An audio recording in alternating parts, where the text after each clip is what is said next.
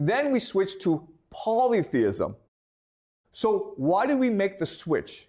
The answer is war.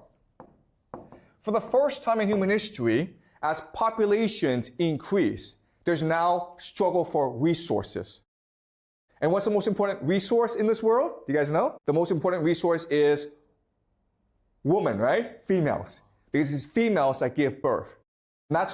And so with war, we have a new concept called property. In order to get men to fight wars, you have to give them something as a reward, right? So they get to have a woman, a wife.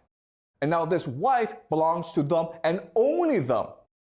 So in this world, what happens is that you now have property, hierarchy, and marriage.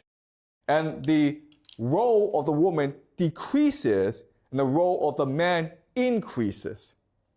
Okay? At the same time, what's happening is that these different societies, in order to fight wars, they have a god. Okay? And when they go to war, it's like the gods are going to war. And if you lose the war, what it means is that your god is inferior to their god. So now you have a hierarchy of gods. So to maintain peace, what happens is that if you lose the war, you admit that your god is weaker than their god, and you now must obey their god. Right? And this is what we call the pantheon. So remember, in the Greek pantheon, Zeus is at the top, and you have Apollo, Ares, Aphrodite, okay? Everyone else is a lower god. But before, they were separate gods. And in a series of wars, the people who believe Zeus is the best god won out against the other gods. And as a result, the other gods became Zeus's children. Yes? Do you have a question? The men are fight for women, but women don't fight for men. Like the women don't fight for the men. So why?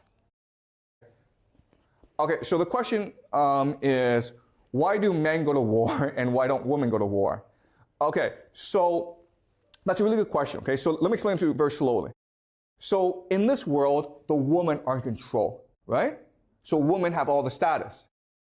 But over time, as populations increase, you have young men who have no families. And these young men are discarded from the societies because of lack of resources. So these young men now have a problem. They need to find wives in order to survive.